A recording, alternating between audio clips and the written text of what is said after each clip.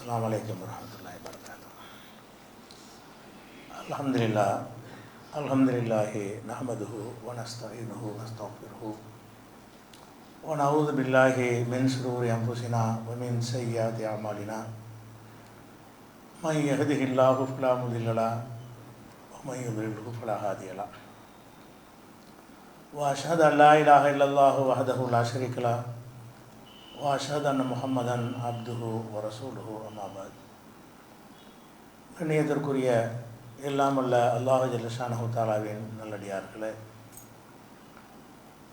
கடந்த சில வாரங்களாக இறை தூதர்களான நபிமார்களாக இருந்தாலும், நபிகள் நாயகம் ஸல்லல்லாஹு அலைஹி வஸல்லம் அவர்களாகவே இருந்தாலும், அவர்கள் எல்லா நிலையிலும் மனிதர்களாகத்தான் மக்கள் மத்தியில் இருந்தார்கள்.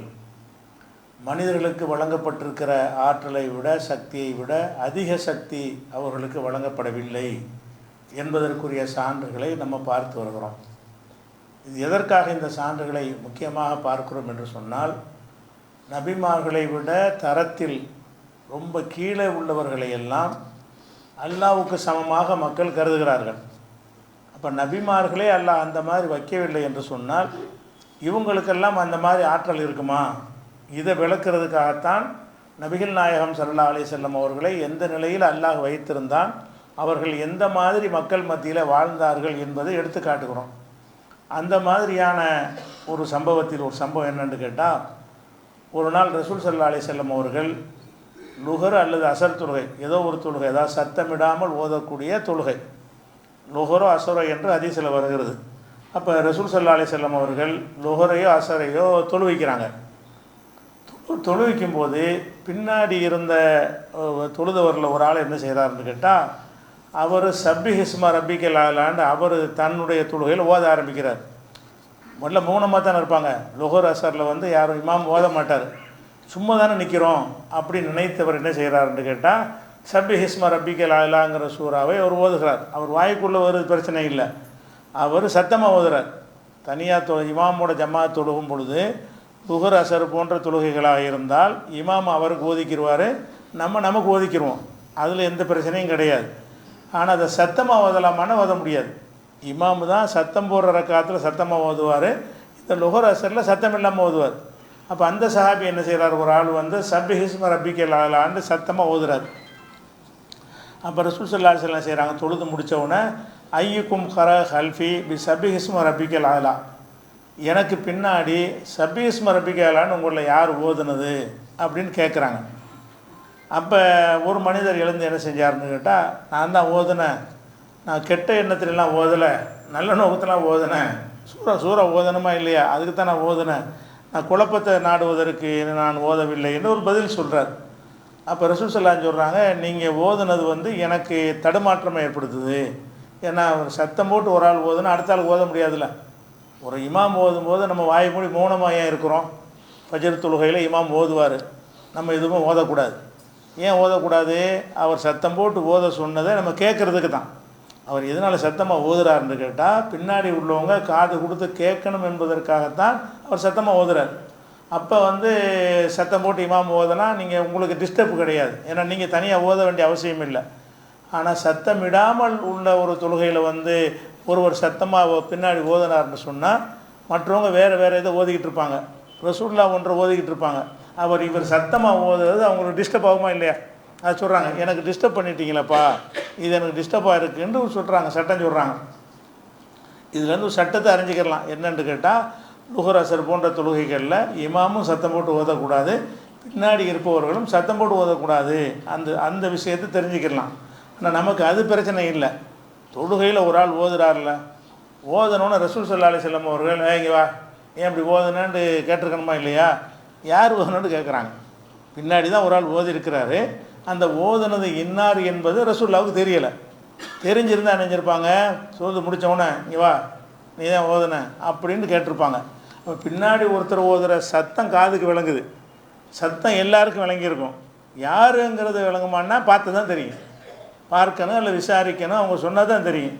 அப்போ நபிகள் நாயகம் ஸல்லல்லாஹு அலைஹி வஸல்லம் முதுகுக்கு பின்னாடி அவர் ஓதுகிறாரு, சத்தமாக ஓதுகிறாரு. சத்தமாக ஒருத்தர் ஓதுகிறாரு என்பது காதில் விளங்குது. அப்படி விளங்கி இருந்தும் கூட ரசூலுல்லாஹ் என்ன செய்கிறாங்கன்னு கேட்டால் யார் ஓதுனது கேட்டு தான் அறிஞ்சிக்கிறாங்க. ஏன் அந்த நிலையில் வச்சான்ல? நம்ம என்ன மகான்கள் அவுளியாண்டா இவங்க என்ன நினைக்கிறாங்க, அவர் மனசில் உள்ளதையெல்லாம் கண்டுபிடிச்சிடுவாருங்கிறாங்க. நம்ம ஒரு பக்கத்தில் போய் உட்கார்ந்தாலே போது நம்ம மனசில் என்ன ஓடுது, எண்ணங்கள் என்ன இருக்குது என்பதையெல்லாம் இந்த அவுளியாக்கள் மகான்கள் கண்டுபிடிச்சிருவாங்கன்ற அளவுக்கு நம்புகிறார்களே ஆதாரம் இல்லாமல்.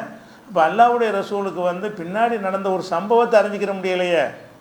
அப்போ இந்த நிலையில் தான் அவங்க இருந்தாங்க. அவங்க எந்த நிலையில் இருந்தாங்கன்னு கேட்டால், உங்களுக்கு எப்படி ஒருத்தர் பின்னாடி பேசுறது தெரியாதோ, யார் பேசினார்னு விளங்காதோ, அந்த நிலையில் தான் நபிகள் நாயகம் ஸல்லல்லாஹு அலைஹி வஸல்லமும் இருந்திருக்கிறார்கள் என்பதை காட்டுறோம். அதை விட இவங்க இன்னொரு அந்த வாசகம் முக்கியமான வாசகம், நீங்கள் ஓதுனது எனக்கு டிஸ்டர்ப் ஆகுதுங்கிறாங்க. அப்போ அல்லாஹ்வுடைய தூதர் டிஸ்டர்ப் ஆகாமல் இருக்கலாம்ல? அப்படி மூழ்கி போய் அவர் என்ன ஓதுனாலும் பாதிக்காத முறையில் இருந்தாங்களான்னா இல்லை.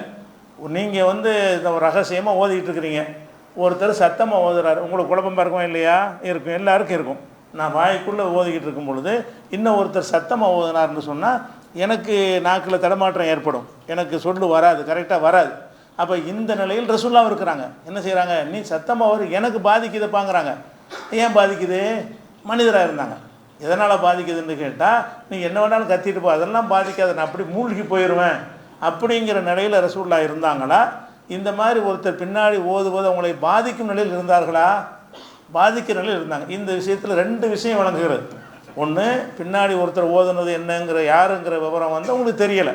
ஆனால் சத்தம் வழங்குதுன்றா சத்தம் எல்லாருக்கும் தானே விளங்கியிருக்கும். ஒரு சத்தமாக ஓதுன ரசூலுல்லாஹ்க்கு மட்டும் விளங்கியிருக்காது. அத்தனை பேருக்கும் ஒரு சபீஸ் ரப்பிக்கல் ஓதுனாங்கன்னு தெரியும். அது அனைவரும் அறிந்து கொள்வார்கள். யார் என்பது யாருக்கு தெரியும்னு கேட்டால் பக்கத்தில் இருந்தவர்கள்னா தெரியும். ரசூலுல்லாஹ்வுக்கு தெரியுமானே தெரியாது. இமாமாக இருக்கிறதுனால, முதுகுக்கு பின்னாடி நடக்கிறதுனால அவங்களால அதை அறிந்து கொள்ள முடியலை அப்படிங்கிறதையும் பார்க்குறோம். அப்போ எல்லா நிலையிலையும் மனித நிலைக்கு மேம்பட்ட நிலையில் வைக்கவே இல்லை. ஒரு விஷயம் நடந்தவனை அப்படி திரும்பிங்க வா, ஏன் அப்படி ஓதுனான்னு கேட்குற அளவுக்கு ஒரு இதை அப்படி தான் நினைக்கிறாங்க மகான்கள் அவுளியாக்கள் பெரியார்கள்னால். இப்படி அல்லாஹ் பார்க்குறான்னு அந்த மாதிரி பார்ப்பாங்க அப்படின்னு நினைக்கிறார்களே. அந்த வாசலை இஸ்லாம் இருக்க அடைச்சிருச்சா இல்லையா? நபிகள் நாயகம் ஸல்லல்லாஹு அலைஹி வஸல்லமுடைய இந்த நடவடிக்கைகள் மூலமாக இழுத்து சாத்திருச்சு அந்த பேச்சை. மனுஷன்தான், நானாக இருந்தாலும் அல்லாஹ்வுடைய தூதராக இருந்தாலும் மனிதனுக்கு நிலையை தாண்டி போய் என்னால் எதுவும் செய்ய முடியாது, தெரிந்து கொள்ள முடியாது என்று காட்டுகிறார்கள். அது மாதிரி டிஸ்டர்ப் அடையுமே, நீங்கள் ஏதாவது டிஸ்டர்ப் பண்ணிங்கன்னா எனக்கு டிஸ்டர்பாக இருக்கும், எனக்கு ஒரு தடுமாற்றம் ஏற்படும்னு சொல்கிற ஒரு விஷயத்தை பார்க்குறோம். அதே மாதிரி இன்னொரு தடவை என்ன செய்கிறாங்கன்னு கேட்டால், இது முஸ்லீமில் வரக்கூடிய ஹதீஸ். இப்போ சொன்னது முஸ்லீமில் வருது. இன்னொரு தடவை என்ன செய்கிறாங்கன்னா, ரசூல் ஸல்லல்லாஹு அலைஹி வஸல்லம் அவர்கள் சத்தமாக ஓதி நடக்க, இது வேறு தொழுகை, அது லொஹர்ல அசர்லேன்னு அந்த ஹதீஸில் வருது. இதில் என்ன வருதுன்னு கேட்டால், சத்தமாக ஓதக்கூடிய ஒரு தொழுகைன்னு வருது. சத்தமாக ஓதக்கூடிய தொழுகை இருந்தால் சுபஹா இருக்கலாம், அல்லது மக்ரிப் இஷாவுடைய முதல் 2 ரக்காத்தாக இருக்கலாம். இதான் சத்தம் போட்டு ஓதுறது. எந்த தொழுகைன்னு வரல. ரசூல் ஸல்லல்லாஹு அலைஹி வஸல்லம் அவர்கள் சத்தமிட்டு ஓதக்கூடிய ஒரு தொழுகையை நடத்தினார்கள். தொழுது முடித்த உடனே மக்கள்கிட்ட திரும்பி கேட்குறாங்க, ஹல் கரா மஇ அஹதுன் மின்கும் ஆனிஃபன், நான் ஓதும்போது என்னோட சேர்ந்து நீங்கள் யாரும் ஓதுனீங்களா? அப்போ ரசூலுல்லாஹ் சத்தம் போட்டு ஓதும்போது அவர் ஒருத்தர் சத்தம் போட்டு ஓதிருக்காரு. ரசூல் ஸல்லல்லாஹு அலைஹி வஸல்லம் சத்தமாக ஓதுனா அவர் என்ன செய்யணும்? கேட்கத்தானே செய்யணும். காது கொடுத்து கேட்டுக்கிட்டு இருக்கணும். அவர் ஓதக்கூடாது. அவர் ஓதுறாரு. அது என்ன மாதிரி ஓதுறாரு? சத்தமாக ஓதுறாரு. ரசூல் ஸல்லல்லாஹு அலைஹி வஸல்லம் சத்தம் போட்டு ஓதுறாங்க. அவங்க இமாமாக சத்தம் போட்டு ஓதுறது மற்றவங்க கேட்குறதுக்காக வேண்டி அது சரியான விஷயம். ஆனால் பின்னாடி இருக்கிறவங்க செய்கிறாருன்னு கேட்டால் அதையே திருப்பி அவர் சத்தமாக ஓதுறாரு. இப்போ இவர் சத்தமாக ஓதுற என்ன செய்யறன்னு கேட்டால் ரசூலுல்லாஹ் சொல்கிறாங்க, ஹல் கர மை அஹது மின்கும் ஆனிஃபன், இது கொஞ்சம் நேரத்துக்கு முன்னாடி என்னோட சேர்ந்து நீங்கள் யார் ஓதுனீங்களா அப்படின்னு கேட்குறாங்க. ஏன் அப்படி கேட்குறாங்கன்னா, அவர் சத்தமாக ஓதிருக்கிறார், அதனால் கேட்குறாங்க. அப்போ ஒரு மனிதர் என்ன சொன்னார்னா, நாம் யாரை சொல்லாத, நான் தான் ஓதுனேன் அப்படின்னு சொல்கிறாங்க. அப்போ ரசூல் ஸல்லல்லாஹு சொல்கிறாங்க, ஏப்பா நான் படிப்படி உங்களுக்கு பல தடவை சொல்லியிருக்கிறேன், நான் ஓதும்போது நீங்கள் ஓதுனீங்கன்னு சொன்னால் எனக்கு தடுமாற்றம் ஏற்படுகிறது, ஓதாதீங்கன்னு சொல்லியிருக்கிறேன், ஏன் அப்படி செய்கிறீன்னு கேட்குறாங்க. அப்போ பல முறை நடந்திருக்கு விளங்குறது. பல தடவை என்ன செய்கிறாங்க, நான் எத்தனை தடவை சொல்லியிருக்கிறேன், நான் ஓதும்போது நீங்கள் கேட்கத்தான் வேணும், நீங்களும் சத்தமாக ஓதுனீங்கன்னு சொன்னால் எனக்கு ஓதுவதற்கு என்ன செய்கிறது, ஒரு தடுமாற்றம் ஏற்படுகிறது என்று சொல்கிறேன் அப்படின்னு ரசூல் ஸல்லல்லாஹு அலைஹி வஸல்லம் அவர்கள் அந்த கடுமையாக அந்த செயல் சரி இல்லைன்னு சொல்கிறாங்க. சொன்ன பிறகு நினச்சிட்டாங்கன்னா, ஃபன்தஹன்னா சொனில் கராத்தி ஃபீமா ஜஹரஃபிஹி ரசூலுல்லாஹி ஸல்லல்லாஹு அலைஹி வஸல்லம், ரசூல் ஸல்லல்லாஹு அலைஹி வஸல்லம் சத்தமாக ஓதக்கூடிய தொழுகைகளில் மக்கள் ஓதுவதை அதை நிறுத்தி கொண்டார்கள். சத்தமாக ஓதுகிற தொழுகையில் நம்ம கேட்கத்தான் வேணும், நம்ம ஓதக்கூடாது பின்னாடி என்பதை விளங்கி கொண்டு அந்த தன்மையை மாற்றி கொண்டார்கள்ங்கிற ஒரு செய்தி நசையில் வரக்கூடிய ஆதாரப்பூர்வமான ஒரு செய்தி. இதுலேயும் அதே ரெண்டு விஷயங்கள் இருக்குது. என்ன ரெண்டு விஷயம்? ஒருவர் ஓதுகிறாரு, ரசூல்லா ஓதும் போதே ஓதுகிறாரு, அது ரசூல்லாவுக்கு குழப்பம் ஏற்படுது. குழப்பம் ஏற்படுத்தும் போது என்னன்னா, குழப்பம் ஏற்படாத ஒரு நிலையில் அவங்க படைக்கப்படவில்லை. நீ என்னத்தனா கத்திட்டு போ, நான் பாட்டுக்கு நான் இறைவன்ட்ட மூழ்கி போய் வணங்குகிறேன் அப்படிங்கிற மாதிரி இருந்தாங்களா, எனக்கு உங்களுக்கு ஏற்படுற மாதிரி குழப்பம் ஏற்படக்கூடிய நிலையில் இருந்தார்களா? நீங்கள் இமாமா இருந்து தொழுவிக்கிறீங்க, சத்தம் போட்டு ஓதுறீங்க, பின்னாடி ஒருத்தர் சத்தம் போட்டு ஓதினால் உங்களுக்கு அது குழப்பமாக வருமா வராதா? உங்களுக்கு ஒரு தடுமாற்றம் வருமா வராதா? அப்போ திடீர்னு அந்த வார்த்தைகள்லாம் குளருமா குளராதா? இந்த நிலையில் ரசூல்லா இருந்தாங்கன்னு இந்த ஹதீஸ் காட்டுதா இல்லையா? அப்போ அடுத்தவர் ஓதுறது நீ பாதிக்கக்கூடிய நிலையில் இருக்கிறார்கள், ஓதுவதை பாதிக்கிறது, அது ஒரு விஷயம். ரெண்டாவது, யாராச்சும் ஓதுறீங்களான்னு கேட்குறாங்க, சத்தம் மட்டும் வருது, ஆள் யாருன்னு தெரியலை. அப்போவும் என்ன செய்யலை, ஏன்பா நீ ஓதுன ஒரு ஆளை கூப்பிட்டு நீ தானே ஓதுன அப்படின்னு சொன்னாங்களன்னா அப்படி சொல்லலை, விசாரித்தான் அறிந்து கொள்கிறாங்க. அப்போ எனக்கு பின்னாடி நடக்கிறதையெல்லாம் நான் அறிவேன், முன்னாடி நடப்பதை அறிவார்கள், மேலே உள்ளதை அறிவார்கள், கீழே உள்ளதை அறிவார்கள், கடந்த காலத்தை அறிவார்கள், வருங்காலத்தை அறிவார்கள் என்றெல்லாம் தப்பாக நம்புகிறார்களே, அது இல்லைன்னு காட்டுதா இல்லை? முதுகுக்கு பின்னாடி உள்ள அறிய முடியல. முதுகுக்கு பின்னாடி ஒருத்தர் ஓதுகிறாரு, அந்த சத்தம் தான் கேட்குறது, அது யாருங்கிறது அறிந்து கொள்ள முடியல. கேட்குறாங்க, யாராச்சும் ஓதுனீங்களா, உங்களை யார் என்னோட ஓதுனது என்று கேட்குற ஒரு சம்பவத்தை பார்க்குறோம். அப்போ இந்த மாதிரி அல்லாஹ் நிகழ்த்துகிறான். அல்லாஹ் வேறு மாதிரி படைப்பாக படைச்சிருந்தான்னு சொன்னால் இவங்க அப்படி தான் நினைக்கிறாங்க. வேறு படைப்பு அவங்க அப்படியே நமக்கு இருக்கிற அஞ்சறிவு இல்லாமல் அவங்களுக்கு ஞானக்கண் என்று ஒரு கண் இருக்கிறது, அதன் மூலமாக நம்ம பார்க்காதெல்லாம் பார்ப்பாங்க அப்படின்னு தானே மக்கள், அதிகமான மக்கள் தப்பாக விளங்கி வச்சுருக்கிறாங்க. ஒவ்வொரு ஞானி மகானை பற்றி இந்த கருத்து தான் மக்களுக்கு இருக்குது. அதை உடைக்கத்தான் இஸ்லாம் வந்துச்சு. எந்த ஞானக்கண்ணுன்ற ஒரு இருக்கிற கண்ணை தவிர மூணாவது கண்ணு ஞானக்கண்ணெலாம் கிடையாது என்பதை சொல்வதற்குத்தான் மார்க்கமே வந்திருக்குது. அதனுடைய சான்று தான் இந்த சம்பவத்தை நம்ம பார்க்குறோம். இதே மாதிரி அபூபக்ரான்னு இது நசையில் வரக்கூடிய ஒரு செய்தி. அடுத்து அபூபக்ரான்னு ஒரு சஹாபி, அபூபக்கர் அல்ல அபூபக்ரான்னு ஒரு சஹாபி, அவர் என்ன செய்கிறாருன்னா தொழுகைக்கு வர்றார். ஜமாத்து நடந்துக்கிட்டு இருக்குது. ஜமாத்து நடந்துக்கிட்டு இருக்கும் பொழுது என்ன செய்கிறாருன்னு கேட்டால், ரசூல்லா ருக்குவுக்கு போயிட்டாங்க. அவர் அப்போ தான் உள்ளே நுழையிறார். தூரத்தில் வந்துக்கிட்டு இருக்கிறாரு, பள்ளிக்குள்ளே வந்துட்டார். சஃபுகளில் மக்கள் நிற்கிறாங்க. அவர் ரசூல்லா ருக்குவுக்கு போயிட்டாங்க. அப்போ ருக்குவுக்கு போனவர் என்ன செய்கிறாருன்னா, அங்கே நின்று ருக்கு செஞ்சிடுறாரு. எங்கே அந்த ரக்காத்து கிடைக்கும்ல, ருக்குவை தாண்டி போய் சேர்ந்தோம்னு சொன்னால் அந்த ஒரு ரக்காத்து நமக்கு கிடைக்காது. ஜமாத்து நடக்கும் பொழுது இமாம் ருக்குவில் இருக்கும்போது நீங்கள் சேர்ந்துட்டீங்கன்னு சொன்னால் அந்த ஒரு ரக்காத்து உங்களுக்கு கிடைத்து விட்டுன்னு அர்த்தம். ருக்குவுக்கு அப்புறம் போய் நீங்கள் சேர்ந்தீங்கன்னு சொன்னால் அதில் சேர்ந்துக்கிறலாம், அது கணக்கில் வராது. நீங்கள் என்ன செய்யணும், அது ஒரு ரக்காத்தை எடுத்துக்கொள்ளாமல் மற்றதையெல்லாம் விடுபட்ட அத்தனை நீங்கள் தொழணுன்ற சட்டம்னா இதுலேருந்து நம்ம சட்டம் எடுக்கிறோம். சட்டத்தை நம்ம எடுத்துக்கிட்ட சொல்ல முடியாது. இந்த ஹதீஸில் தான் சட்டமே எடுக்கிறோம். அப்போ என்ன செய்கிறாங்கன்னா, ரசூல் ஸல்லல்லாஹு அலைஹி வஸல்லம் தொழுதுகிட்டு இருக்கும்போது அவர் வர்றாரு. வரும்போது சஃப்பில் ருக்கு செஞ்சோம்னா ருக்குல எந்திரிச்சிருவாங்க. அவர் அங்கேருந்து அந்த வாசல் நிற்கிறாருன்னு வைங்க, இங்கே ருக்கு செய்கிறாங்க. அவர் இங்கே வரைக்கும் ருக்கு செய்ய பார்த்தாருன்னு சொன்னால் ரசூல்லா ருக்குல எந்திரிச்சிருவாங்க. எந்திரிச்சிட்டு அவர் ருக்கு கிடைக்காது. ருக்கு கிடைக்காட்டி ஒரு ரக்காத்து நம்ம கூடுதலாக தொழ வேண்டியிருக்கும். இந்த ரக்காத்தை நம்ம இழந்துருவோம், அது இழந்துடக்கூடாது அப்படிங்கிறக்கா என்ன செய்கிறாருன்னு கேட்டால், தூண சஃப்பில் சேர்வதற்கு முன்னாடி ருக்கு செய்து கொண்டு அப்புறம் ருக்கு நிலையிலேயே நடந்துட்டு வர்றார். ருக்கு செஞ்சுட்டு என்ன செய்கிறாருன்னா அப்படி நடந்து சேர்றார். நம்ம ருக்கு கிடைச்சி போச்சு, ருக்கு கிடைச்சாலும் நமக்கு ரக்காத்து கிடைச்சிரும் அப்படின்ற செய்கிறார். இந்த சம்பவம் நடந்தவுடனே ஃபலம்மா கலர் நபியு சலாத்தஹு, ரசூல் ஸல்லல்லாஹு அலைஹி வஸல்லம் அவர்கள் தொழுது முடித்த பிறகு அப்போ கேட்குறாங்க, ஐயுக்கும் உள்ளது தூண சஃபுக்கு வெளியிலேயே ருக்கு செய்து விட்டு சும்மா மஷாயில சஃபி, பிறகு சஃபுக்கு வந்தவர் யார் அப்படின்னு கேட்குறாங்க. என்ன கேட்குறாங்கன்னா, ருக்குவுக்கு சஃப்பில் சேராமல் வெளியிலேயே நீங்கள் ருக்கு செய்து விட்டு ருக்கு நிலையிலேயே நடந்து சஃப்பில் சேர்ந்துக்கிட்டது யாருப்பா அது அப்படின்னு கேட்குறாங்க. அப்போ அபூபக்கரா சொல்கிறாரு, நான் தான் அதை செஞ்சேன்னு அவர் சொல்கிறார். அப்போ ரசூல் ஸல்லல்லாஹு அலைஹி வஸல்லம் அவர் சொல்கிறாங்க, ஜாதக்கல்லாஹ் ஹிர்சன், உன்னுடைய ஆர்வத்தை அல்ல அதிகப்படுத்துவானாக உலகத்தை, ஆனால் இனிமேல் இப்படி செய்யாத, நீ ஆர்வத்தில் ரக்காத்து கிடைக்கணுமேனு ஒரு ஆசையில் சேர்ந்துட்ட, இது அறியாமல் செஞ்சுருக்கிற, அதனால் அது பரவாயில்லை, ஆனால் இனி அந்த மாதிரி செய்யக்கூடாது. அந்த மாதிரி ருக்குவில் எது சேர்றோமோ அப்போ தான் நீ செய்யணுமே தவிர அங்கேயே ருக்கு செஞ்சு நடந்து வர்ற விஷயம் சரியில்லை அப்படின்னு ஒரு சட்டத்தை விளக்கிட்டாங்க. இதில் என்ன ரெண்டு விஷயத்தை பார்க்க வேண்டியிருக்குன்னு கேட்டால், ரசூல் ஸல்லல்லாஹு அலைஹி வஸல்லம் அவர்கள் பின்னாடி ஒருத்தர் ருக்கு செய்கிறார்ல, அதை அறிந்தாங்க. அது எப்படி அறிய முடியும்? முதல்ல யாருங்கிறவங்க தெரியல, ஆனால் எதை அறிந்தாங்கன்னு வருது, அவர் ருக்கு செஞ்சதை தானே கேட்குறாங்க. யாருப்பா ருக்கு செஞ்சுட்டே நடந்து வந்தீங்கன்னு கேட்குறாங்க.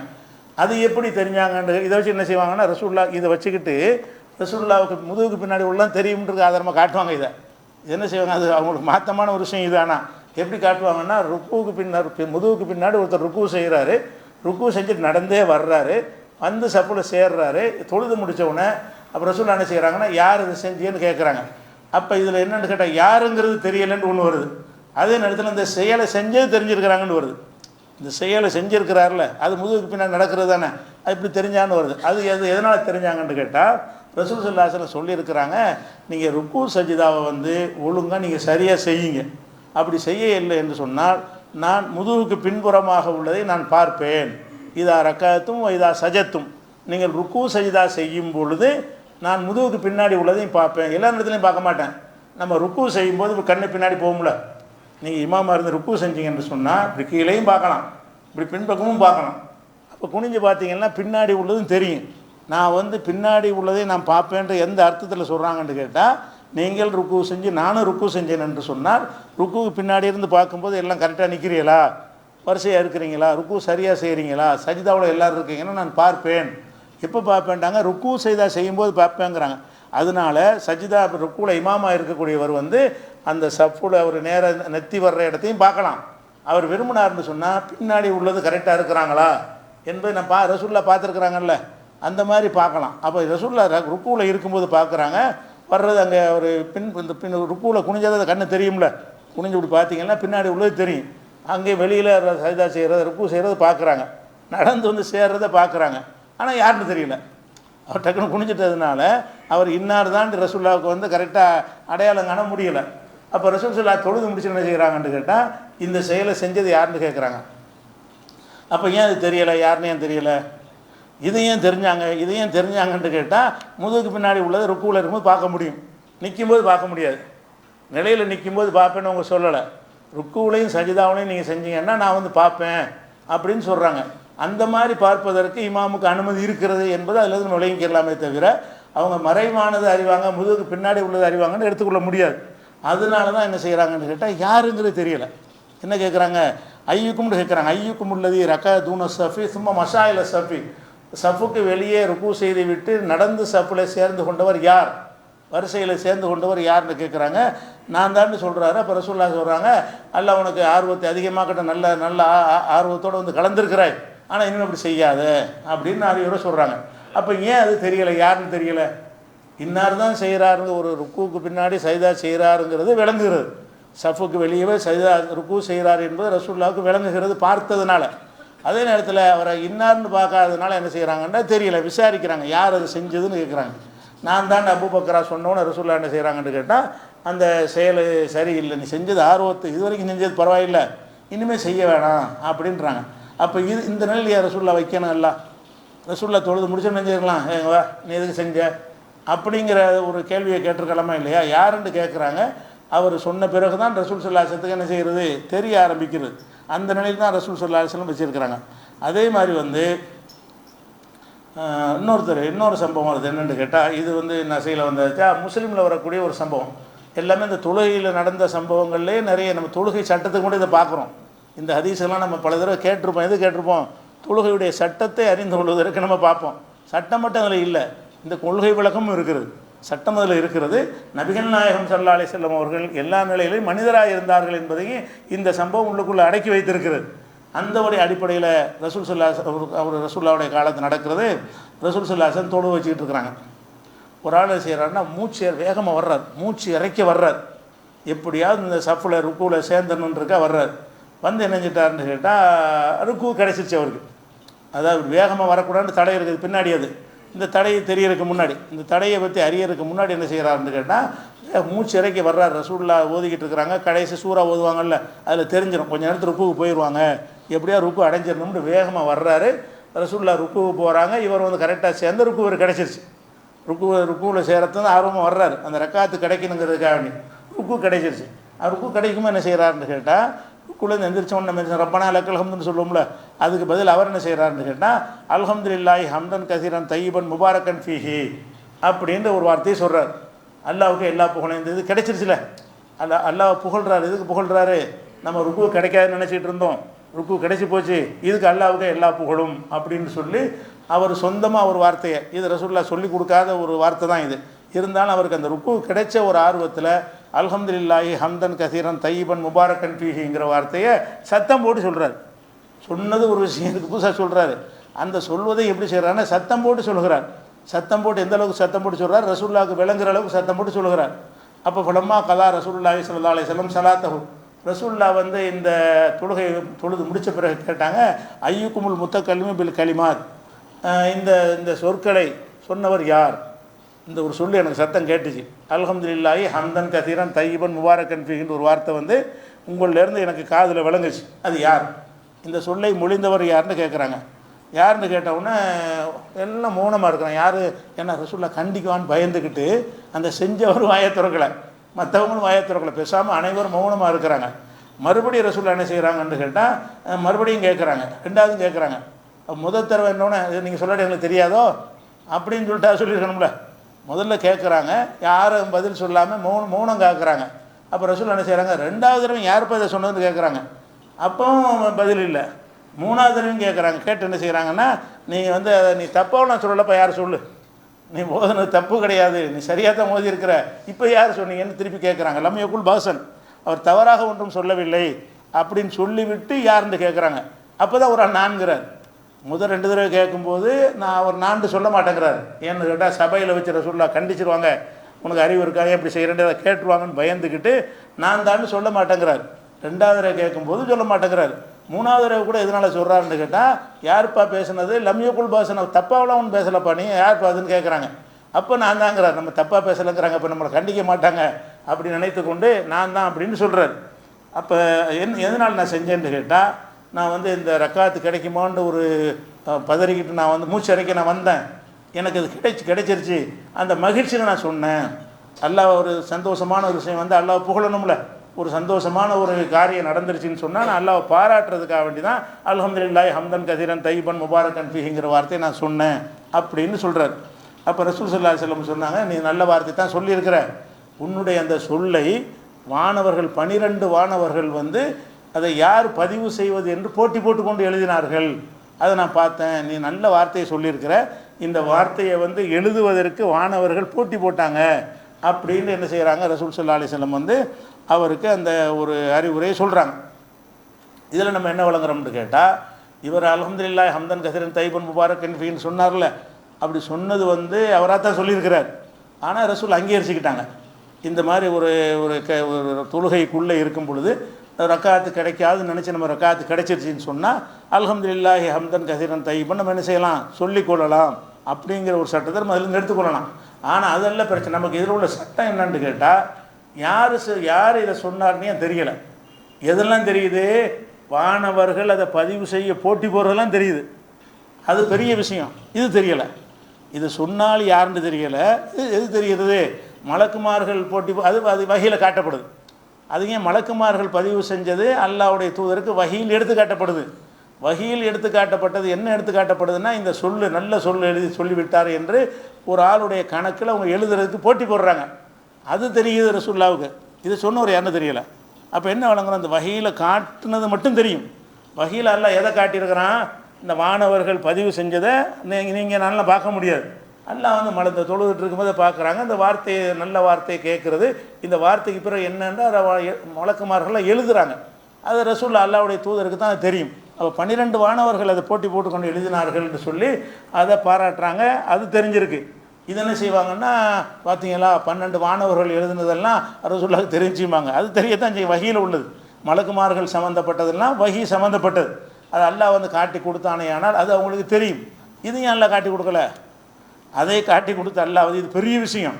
மலக்குமார்கள் எழுதுறதுங்கிறது நமக்கு யாருக்கு தெரியாத ஒரு விஷயம்.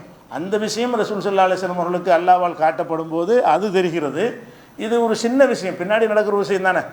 யார் ஓதுனாருங்கிறது வந்து மலக்குமார்கள் விஷயத்தோட கம்பேர் பண்ணணும்னுன்னா இது ஒரு சும்மா அற்பமான ஒரு விஷயந்தான். அது தெரியலை. யாருன்னு ஒரு தடவை கேட்குறாங்க, 2 தடவை கேட்குறாங்க, 3ஆவது தடவை கேட்குற வரைக்கும் ரசூலுல்லாஹ் என்ன செய்யலை, என்னப்பா தெரியாது நினச்சிக்கிட்டு இருக்கிறேன், நீ எனக்கே தெரியும் நானே சொல்கிறேன்னு சொல்லி வான்னு சொல்லி கூப்பிட்டுருக்கலாமா இல்லையா.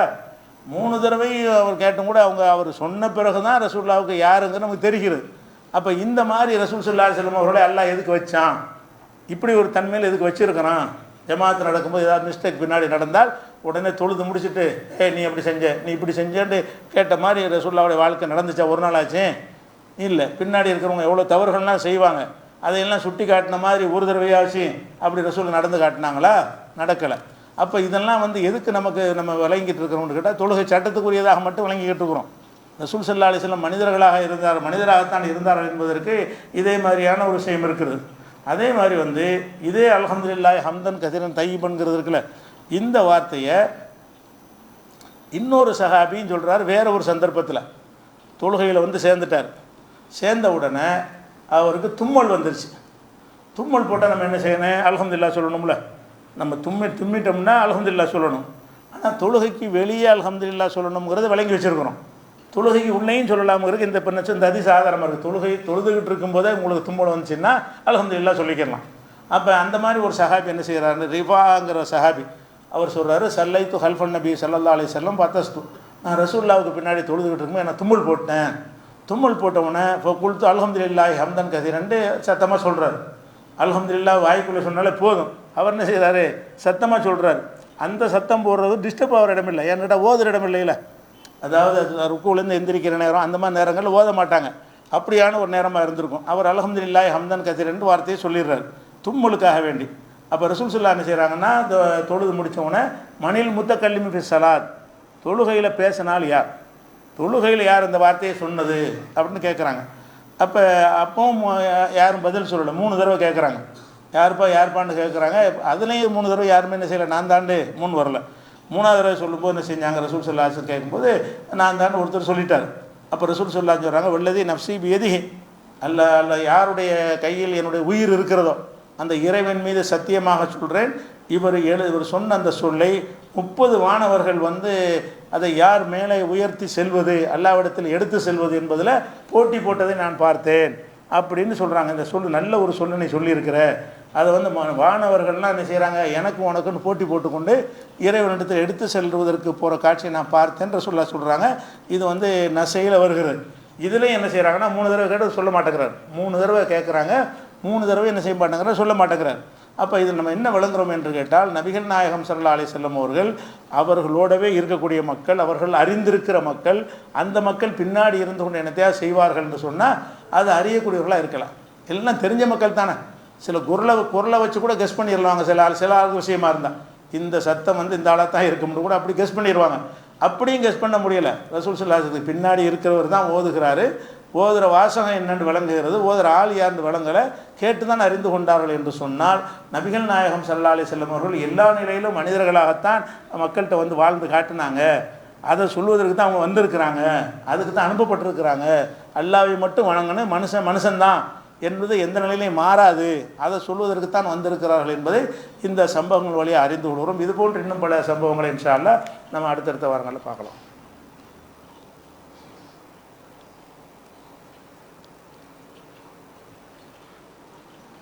அன்பிற்குரிய சகோதர சகோதரிகளே, 78வது சுதந்திர தினம் கொண்டாடப்பட்டுச்சு.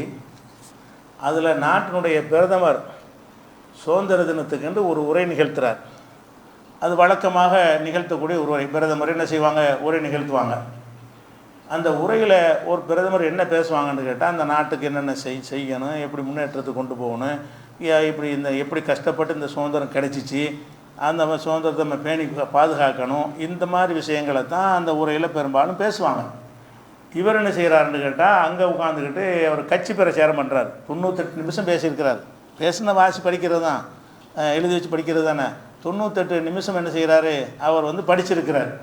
அதில் என்ன சொல்கிறாருன்னா, சுதந்திர தின உரையில் நாட்டு மக்கள் அனைவருக்கும் ஒரு பொது சிவில் சட்டத்தை கொண்டு வர வேண்டும். சுதந்திர தின உரையில் என்ன செய்கிறாங்க, எல்லாத்துக்கும் ஒரே சட்டம் கொண்டு வர வேண்டும். எல்லாத்துக்கும் ஒரே சட்டம் தான் நாட்டில் இருக்கிறது. ஒரு சில மத விஷயங்களில் மட்டும் கல்யாண காட்சியில் அவங்கவுங்க மதப்படி நடத்திக்கிறலான்னு நமக்கு இருக்கிற மாதிரி எல்லாத்துக்குமே இருக்கிறது. முஸ்லீம்கள் அவங்க முறைப்படி கல்யாணம் பண்ணிக்கிறலாம், இந்துக்கள் அவங்க முறைப்படி கல்யாணம் பண்ணிக்கலாம், கிறிஸ்தவர்கள் அவங்க முறைப்படி கல்யாணம் பண்ணிக்கலாம், அவங்க முறைப்படி விவாகரத்து பண்ணிக்கலாங்கிற இந்த சட்டங்கள் ஒவ்வொரு மதத்தவர்களுக்கும் தனித்தனியான சட்டங்கள் எல்லாத்துக்கும் தான் இருக்குது. இதனால் நாட்டுக்கு எந்த ஒரு பின்னடைவும் கிடையாது, எந்த ஒரு பாதிப்பும் கிடையாது. நாம் விரும்பின ஒரு பெண்ணு விரும்பின ஒரு ஆணை வச்சு இஸ்லாம் சொல்லக்கூடிய முறையில் கல்யாணம் பண்ணுறதுனால நாட்டுக்கு என்ன பஞ்சாயத்து? இஸ்லாம் சொல்லக்கூடிய முறையில் கல்யாணம் பண்ணதுனால பிரிவினை ஏற்பட்டு போயிடுமா அல்லது இரத்தார் ஓடிடுமா? இது வந்து அவங்களுக்குள்ளே நடக்கிற விஷயம், அவங்களுக்குள்ளே நடக்கிற இந்த சிவில் விஷயங்கள். பொதுவாக எல்லா சிவில் விஷயங்களும் கூட சம்மந்தப்பட்டவன் வந்து அதை கேஸ் கொண்டு வந்தால் தான் அரசாங்கமே தலையிட முடியும். நான் வந்து உங்கள்கிட்ட கடன் கொடுத்துட்டேன், நீங்கள் தரமாட்டேங்கிறிய, தரமாட்டேன்னு இப்போ உலகத்துக்கெல்லாம் தெரிகிறது. போலீஸ் வந்து கேட்பானா, கோர்ட்டு கேட்பானான்னு கேட்க மாட்டான்.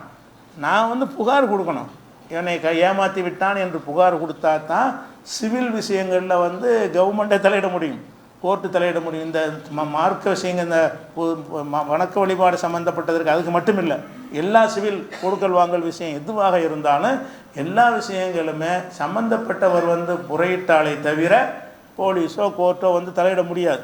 குற்றங்கள் நடக்குதுல, கிரிமினல் கொலை நடக்குது, புகார் கொடுக்காட்டன்னு நடவடிக்கை எடுப்பாங்க. யாரும் புகார் கொடுக்கவில்லை அப்படின்னு சொல்லி அதை இல்லை போட்டுற மாட்டாங்க. அந்த கொலை நடந்துட்டால் யார் கொலை செஞ்சான்னு என்ன செய்வாங்க, ஒரு பாடி கிடந்தாலே அவங்க வழக்கு பதிவு செய்வாங்க, நீதிமன்றம் கேட்பாங்க. அப்போ கிரிமினல் விஷயங்களில் வந்து அரசாங்கம் தலையிடணும். சிவில் விஷயங்களில் சம்மந்தப்பட்டவன் புகார் கொடுத்தா தான் தலையிட முடியும்.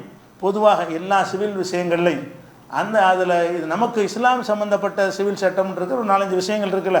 வக்ஃபு சொத்து இருக்கிறது, இதெல்லாம் எப்படி செய்யணும்னு நம்ம மார்க்கத்தில் தனி சட்டம் இருக்கிறது. கல்யாணத்துக்கு நமக்குன்னு சில முறைகள் இருக்குது, விவாகரத்துக்குன்னு சில முறைகள் இருக்கிறது. அதன்படி நம்ம நடந்து கொள்வது அரசியல் சாசனம் அனுமதிக்கிறது. அனுமதிச்சு தான் 78 ஆண்டுகளாக ஓடிக்கொண்டிருக்கிறது. இப்போ என்ன செய்கிறாருன்னு கேட்டால், இவ்வளோ அடி மக்கள் கொடுத்துருக்குறாங்க. முந்தி இருந்த பலம் போயிடுச்சு, சொந்த பலத்தில் ஆட்சி செய்ய முடியலை, இன்னொரு கட்சியில் தயவில் பண்ணுறோம். நீ பொது சிவில் நினச்சா உனக்கு கொண்டு வர இயலுமா? இப்போ வரக்கூடிய 5 வருஷத்தை கொண்டு வர இயலுமாண்டேன். என்ன மெஜாரிட்டி இல்லை. நீ பொது சட்டம்னு பேச முடியுமே தவிர செய்ய முடிஞ்சாலும் ஆட்சியும் சென்ற உரையில் சென்ற ஆட்சியில் சென்ற வருஷம் பேசியிருந்தாலும் பரவாயில்லை. ஏன்னாட்டா அவர் ஆட்சியில் மெஜாரிட்டியாக இருந்தார். இப்போ மெஜாரிட்டி கிடையாது. பொது சிஸ்டம் கொண்டு வர வேண்டவுடனே அவர் சந்திரபாபு நாயுடு என்ன பண்ணிட்டாருன்னா தொலைச்சி விடுவோன்ட்டார்.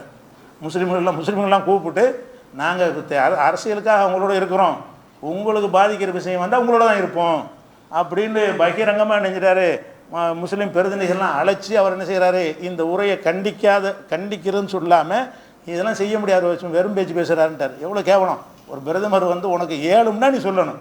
பொது சிஸ்டம் பேசிகிட்டு இருக்க முடியுமே தவிர அடுத்த 5 வருஷம் வரைக்கும் இவங்க வந்து இன்னொரு தயவில் இருக்கிற வரைக்கும் இதெல்லாம் கொண்டு வர இயலாது. சும்மா அந்த கட்சியுடைய ஒரு எண்ணத்தை காட்டுவதற்காக வேண்டி அவங்க வந்து பேசிக்கிற முடியுமே தவிர 10 பைசாவுக்கு பிரயோஜனம் இல்லை. அப்போ எதை உனக்கு செய்ய இயலுமோ, எதை உன்னுடைய கூட்டணி கட்சிகள்லாம் ஏற்றுக்கொள்வாங்களோ அதை சொன்னாலாவது செய்ய முடிகிறத பேசினான்னு அர்த்தம். செய்ய இயலுமா? ஒரே நாடு ஒரே தேர்தல்னு அதில் சொல்கிறாரு. 2வது விஷயமா 5 விஷயம் தான் பேசியிருக்காரு. ஒரே நாடு ஒரே தேர்தல். இப்போ சட்டசபை பார்லிமெண்ட் தனித்தனியாக தேர்தல் நடக்குதுல்ல, அப்படிலாம் இல்லாமல் எல்லா சட்டசபையும் ஒரே நேரத்தில் தேர்தல், எல்லா பார்லிமெண்ட்டுக்கும் ஒரே நேரத்தில் தேர்தல்னு அதை கொண்டு வரணுங்கிறார். அது வந்து கூட்டணி கட்சிகளுக்கு உடன்பாடு இல்லாத ஒரு விஷயம். அது உங்கள் கட்சியுடைய பிரச்சனை. அது இத்தனை வருஷம் 10 வருஷமாக ஆட்சியில் இருந்து அவங்க செய்ய முடியாத விஷயம். அதை என்ன செய்கிறாருன்னு கேட்டால் அதை ஒரு பெரிய சித்துவமாக செய்கிறாரு. பெண்களை பாதுகாக்கணும், பெண்களை பாதுகாக்கணும்னு பேசுவதற்கு இவங்களுக்கு அருகதை இருக்குதா? மணிப்பூரில் உள்ள பெண்கள் வந்து நிர்வாணமாக ரோட்டில் அழைச்சிட்டு வரப்பட்டாங்களே, அதை வச்சு மாநிலமே பற்றி எரியுது. இன்றைக்கி வரைக்கும் பார்க்கலை. இன்றைக்கி வரைக்கும் நடந்து 2 வருஷம் 3 வருஷம் ஆகிவிட்டது. இன்றைக்கி வரைக்கும் பிரதமர் போய் பார்க்கல. அவர் பேசுகிறாரு பெண்கள்லாம் பாதிக்கப்படுறாங்க, அதை நம்ம பெண்களை பாதுகாக்கணுங்கிறார். ஆசிஃபாவை கோயிலில் வச்சுக்கிட்டு சின்ன சிறுமியை வந்து கற்பழித்து கொலை செஞ்சாங்களே, அவங்களுக்கு ஆதரவாக வந்து பிஜேபிலாம் இந்த போராட்டம் பண்ணாங்களே, யாரை கைது செஞ்சவங்களை விடுதலை செய்ய சொல்லி. இந்த மாதிரி நடந்த ஒரு கட்சியில் இருந்துக்கிட்டு பிரதமராக இருந்துக்கிட்டு பெண்களை பாதுகாக்கணும் சுதந்திர தினம்ங்கிற பேரில் வந்து சுதந்திரத்துக்கு சம்மந்தம் இல்லாத இவங்கெல்லாம் சம்மந்தம் இல்லாத ஆளுங்க.